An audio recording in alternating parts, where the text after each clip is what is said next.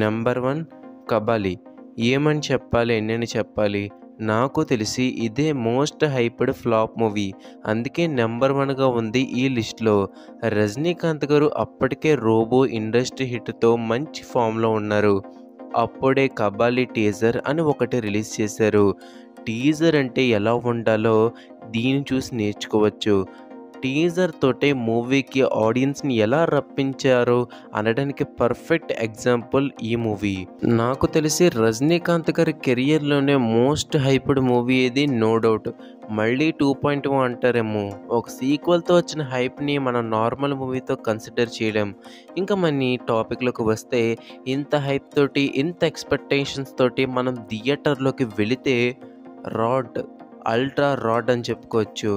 Director Ranjith గారి కాన్ఫిడెన్స్‌లోని సగం content ఈ మూవీలో ఉన్న ఇండస్ట్రీ హిట్ అయ్యేది నో డౌట్. స్టిల్ ఈ ఫ్లాప్ టాక్తో కూడా మనకి ఆల్ టైమ్ రికార్డ్స్ని పెట్టింది 'కబాలీ' మూవీ. సో మనకి దాన్ని బట్టి అర్థమవుతుంది అందరూ ఈ మూవీ కోసం ఎలాంటి ఎక్స్పెక్టేషన్స్ పెట్టుకున్నారో. మళ్ళీ ఇదే డైరెక్టర్ హీరో కాంబోలో 'కాలా' అనే సినిమా వచ్చింది. దానిది కూడా సేమ్ రిజల్ట్. నెంబర్ 2 'సాహో'. కొన్ని మూవీస్ ఫస్ట్ వాచ్ కంటే సెకండ్ వాచ్లో చాలా బాగుంటాయి. 'సాహో' కూడా అదే కేటగిరీలోకి వస్తుంది. ఈ మూవీ ఫ్లాప్ అవ్వడానికి రీజన్ డైరెక్టర్ సుజీత్ గారు ఒక టాక్ షోలో అయితే చెప్పారు.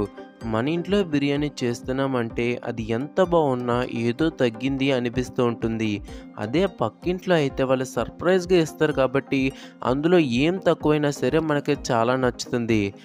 అలాగే 'సాహో' మన తెలుగు ఆడియన్స్‌కి ఏదో తగ్గిందని ఫీల్ ఇచ్చింది. కానీ నార్త్ వాళ్ళు ఈ రేంజ్ మూవీ ఎక్స్పెక్ట్ చేయలేదు. అందుకే నార్త్‌లో బ్లాక్ బస్టర్ అయిందని సుజీత్ ఒక టాక్ షోలో అన్నారు. పోలిక ఎలా ఉన్నా కలెక్షన్స్ అలాగే వచ్చాయి. ట్రైలర్స్, సాంగ్స్ చాలా హైప్ పెంచేశాయి. ట్రైలర్ అయితే ది బెస్ట్ కట్ అనొచ్చు. కానీ ఈ మూవీ డెఫినెట్‌గా బిగ్ హిట్ అవ్వాల్సిందే. ఫస్ట్ వాచ్లో నచ్చకో, అర్థం కాకో చాలామంది అయితే ఫ్లాప్ అని చెప్పారు. అండ్ అదే అయ్యింది కూడా. నార్త్లో తప్ప మిగిలిన అన్ని లాంగ్వేజెస్లో ఫ్లాప్గా నిలిచింది. ఇంకా నెంబర్ 3 'అజ్ఞాతవాసి'. అది 2018 జనవరి. Trivikram, Pawan Kalyan hat-trick movie. అలాగే పవన్ కళ్యాణ్ గారి సిల్వర్ జూబ్లీ ఫిలిం. మెయిన్గా అనిరుద్ యొక్క తెలుగు డెబ్యూ. దానితో పాటు ట్రైలర్లో త్రివిక్రమ్ మార్క్, అనిరుద్ పాటలు సూపర్ హిట్. సంక్రాంతికి సోలో రిలీజ్. హిట్ అయితే స్కై ఈజ్ ద లిమిట్. రిలీజ్కి ముందు మా వాడికి గుర్తుండిపోయే సినిమా అవుతుంది, 25వ సినిమా అనుకున్నారు చాలామంది. గుర్తుండిపోయింది అనుకోండి, కానీ అది వరస్ట్ 25th ఫిలింగా. నట విశ్వరూపం ఉన్నారు, వరస్ట్ యాక్టింగ్ చూపించారని చెప్పుకోవాలి. డే 2 నుండే మూవీ స్లీప్ వేసింది. ఇండస్ట్రీ హిట్ అవుతుందనుకున్న మూవీ ఫ్లాప్ కాదు, డిజాస్టర్గా నిలిచిపోయింది. నెంబర్ 4 'ఆగడు'. ఎక్కడో కొంచెం లెక్కలు తప్పి బ్లాక్ బస్టర్ అయ్యింది కానీ ఇండస్ట్రీ హిట్ అవ్వాల్సిన మూవీ 'దూకుడు'. సర్లే, 'దూకుడుతో' మిస్ అయింది. ఈసారి 'ఆగడు'తో మిస్ అవ్వదు అనుకున్నారు అంతా. దానితో పాటు టీజర్ బ్లాక్ బస్టర్. థియేటర్ దగ్గర బ్లాక్లో కూడా టికెట్ దొరకని పరిస్థితి. కట్ చేస్తే ఫ్లాప్. ఫస్ట్ హాఫ్ ఓకే బాగానే ఉందన్నారు కానీ సెకండ్ హాఫ్ అయితే యావరేజ్గా ఉందని రిపోర్ట్స్ వచ్చాయి. కానీ ఏమాత్రం కూడా నిలబడలేకపోయింది. ఏదో అలా 'దూకుడు' ఫార్మేట్ని ఫాలో అయిపోయారు తప్ప స్టోరీ ఏమాత్రం కూడా లేదు. ఇప్పటికీ ఈ మూవీకి 'ఆగడు' అని పేరు ఎందుకు పెట్టారో అర్థం కాదు. 'దూకుడు' లాగే వర్కౌట్ అయిపోతుందని 'ఆగడు' అని పెట్టి ఉంటారేమో. ఏం పెట్టినా సరే ఈ మూవీ మాత్రం ప్రొడ్యూసర్స్ ముందు చాలా లాస్లు అయితే పెట్టింది. నెంబర్ 5 'రావణాసుర'. ఈ మూవీకి అనౌన్స్మెంట్ నుండే బీభత్సమైన పాజిటివిటీ. ఫస్ట్ లుక్ నుండి ట్రైలర్ వరకు ఫుల్గా ప్రామిసింగ్ అవుట్పుట్. రవణ విలనిజం పీక్స్లో ఉండబోతోంది. హిట్ కాదు, బ్లాక్ బస్టర్ కొడుతున్నాం అనుకున్నారు అందరూ కూడా. రవితేజ్ గారు కూడా ఈ మూవీకి వన్ ఆఫ్ ద ప్రొడ్యూసర్ అవడంతో ఆ కాన్ఫిడెన్స్ రెట్టింపైంది. షూటింగ్ కూడా చాలా ఫాస్ట్గా కంప్లీట్ చేసేశారు. హిట్ పక్కా అనుకునే థియేటర్కి వెళ్ళిన వాళ్ళంతా హిట్ కాదు, ఫ్లాప్ అంటూ బయటకు వచ్చారు. దీనికి మెయిన్ రీజన్ ఆ రొట్టె క్లైమాక్స్.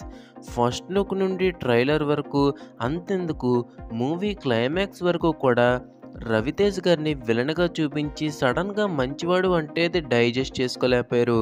అసలు గ్రే షేడ్స్ లాని ఉంచి మూవీని ఎండ్ చేస్తే కన్ఫామ్గా ఈ మూవీకి అంత వరస్ట్ టాక్ వచ్చేది కాదనే నా ఒపీనియన్. నిజంగా మూవీ ఇప్పటికొచ్చి కొంతమందికి ఫేవరెట్, అది కూడా క్లైమాక్స్ వరకే. సో మరి ఏదేమైనా సరే ఈ మూవీ మాత్రం చాలా లాస్లను అయితే మిగిల్చింది. Number 6 Tiger Nageswara Rao. Again same ఇయర్లో రవితేజ గారి నుండి ఇంకో రావణాసుర అని చెప్పుకోవచ్చు. ఎందుకంటే ఆ మూవీ లాగే ఈ మూవీలో కూడా ఫస్ట్ నుండి మంచి హైప్ ఉంది. దానికి తోడు రవితేజ గారు విక్రమార్కుడులోని విక్రమ్ రాథోడ్ క్యారెక్టర్ చేస్తున్నప్పుడు ఎలాంటి ఫీల్ అయితే వచ్చిందో మళ్ళీ టైగర్ నాగేశ్వరరావులోని నాగేశ్వరరావు రోల్ చేస్తున్నప్పుడు నాకు మళ్ళీ అలాంటి ఫీలే వచ్చిందని చెప్పడంతో చాలా కాన్ఫిడెంట్గా థియేటర్కి వెళ్ళారు. స్టార్టింగ్ కూడా బాగానే ఉంటుంది, కానీ తర్వాత అవసరం లేని ల్యాగ్ సీన్లన్నీ కూడా వస్తూ ఉంటాయి. సెకండ్ హాఫ్ అయితే స్ట్రిక్ట్లీ బిలో యావరేజ్ అని చెప్పుకోవచ్చు.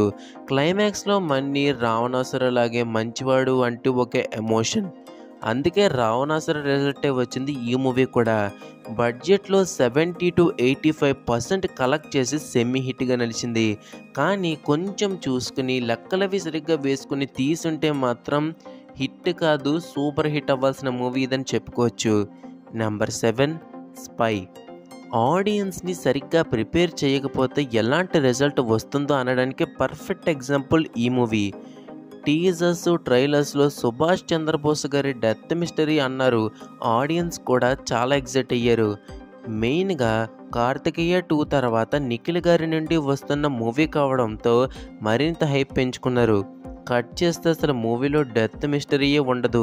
నాకు అర్థం కాదు, మూవీలో చూపించినప్పుడు ఎందుకు టీజర్స్ ట్రైలర్స్లో అవన్నీ కూడా మెన్షన్ చేయడం, ఇలాంటివి చేయడం వల్ల హైప్ వస్తుందేమో అనుకోవడం తప్ప హిట్ అవ్వాల్సిన మూవీస్ని కూడా ఫ్లాప్ చేస్తున్నారని అనిపిస్తూ ఉంటుంది. స్పైతో కూడా అదే అయ్యింది. మూవీలో ఎడిటింగ్ కూడా చాలా వరస్ట్గా ఉంటుంది. దీంట్లో ఇంట్రెస్టింగ్ థింగ్ ఏంటంటే ఈ మూవీని డైరెక్ట్ చేసిన డైరెక్టర్ ఒకప్పుడు ఎడిటర్ అయ్యుండి కూడా ఎడిటింగ్ మిస్టేక్స్ ఉన్నాయంటే అది మామూలు విషయం కాదు, వరస్ట్ అని చెప్పుకోవచ్చు. నిఖిల్ గారికి ప్రొడ్యూసర్కి కూడా ఏవో ఇష్యూస్ ఉన్నాయని కూడా వినిపించింది. దానివల్ల ఈ మూవీకి ప్రమోషన్స్ కూడా సరిగ్గా జరగలేదేమో. ఏదేమైనా సరే ఈ స్పై మూవీ మాత్రం ఫ్లాప్ కాదు, డిజాస్టర్గా నిలిచింది. ఇంకా లాస్ట్గా నెంబర్ 8 స్పైడర్. పైన చెప్పిన స్పైలో ఏమైందో ఈ స్పైడర్లో కూడా అదే అయిందని చెప్పుకోవచ్చు. మహేష్ గారిని ఒక ఏజెంట్గా చూడాలని ఫ్యాన్స్ కోరిక. అదే జోన్లోని తమిళ్ డైరెక్టర్ మురుగదాస్తో మూవీ. ఎస్జే సూర్య విలన్. గ్లింప్స్కి ఫ్యాన్స్తో పాటు ఆడియన్స్ కూడా షాక్. ప్రామిసింగ్ సాంగ్స్ ఇంకా టీజర్స్. మహేష్ గారి ఫస్ట్ బైలింగ్యువల్ మూవీ. కట్ చేస్తే ఏమైందో అందరికీ తెలిసిందే. మురుగదాస్ గారు మూవీస్లో సెకండ్ హాఫ్లో ఒక స్పెషల్ సీన్స్ ఉంటూ ఉంటాయి. లైక్ కత్తి మూవీలోని కాయిన్ ఫైట్ కానీ అలాంటివి. మహేష్ గారికి ఏమి చేసి ఉంటారో అని అందరూ ఇంట్రెస్టింగ్గా చూస్తే అంత పెద్ద సూపర్ స్టార్ని కూర్చోపెట్టేసి లేడీస్తో సీన్ నడిపిస్తారు. అది వరస్ట్ అని చెప్పుకోవచ్చు. ఫస్ట్ హాఫ్ కొంచెం ఎంగేజింగ్గా ఉన్న సెకండ్ హాఫ్ అయితే వరస్ట్ అని చెప్పుకోవచ్చు. ఈ మూవీ దెబ్బతో మహేష్ గారికి ఎలాంటి మూవీస్ చేయాలో ఐడియా వచ్చిందంటేనే అర్థం చేసుకోవచ్చు ఈ మూవీ దెబ్బ ఎలాంటిదో. సో అది లిస్ట్ అయితే ఇక్కడతో అయిపోయింది. నేను ఇంకా ఏవైనా మూవీస్ మిస్ చేస్తుంటే కింద కామెంట్ చేయడం మాత్రం మర్చిపోకండి. అలాగే చెప్పిన వాటిల్లో ఏ మూవీకి మీరు వెళ్ళి ఫూల్ అయ్యారో కూడా కింద కామెంట్ చేయండి. So that's it for today. Stay tune to Telugu entertainment YouTube channel. జై హింద్.